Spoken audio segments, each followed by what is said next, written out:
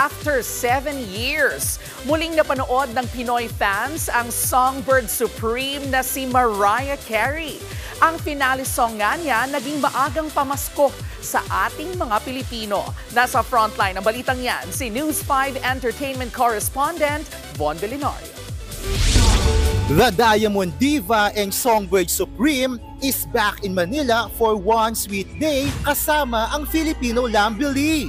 Para yan sa Philippine stop ng The Celebration of Mimi Tour. Unang ratsyada pa lang, napawisan na kaagad si Mariah sa hit song niyang Emotions. Siyempre, hindi nawala sa repertoire ng Grammy winner ang mga patok niyang awitin gaya ng Touch My Body, My All, Hero, Always Be My Baby, Vision of Love at iba pa.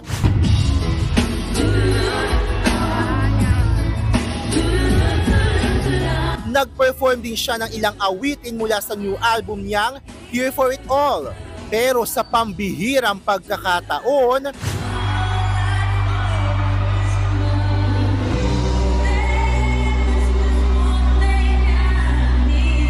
hindi binigo ni Mariah ang mga Lambili dahil kinanta niya ang favorite holiday song of all time na All I Want For Christmas Is You bilang finale song.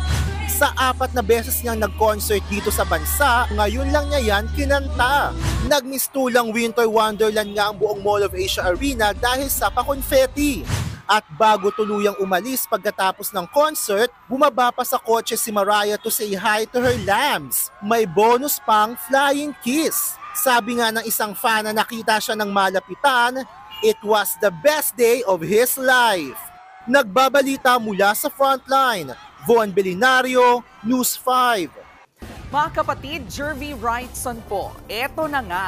Para sa latest showbiz news at iba pang kay-alaman, mag-follow at mag-subscribe na sa social media pages ng News 5.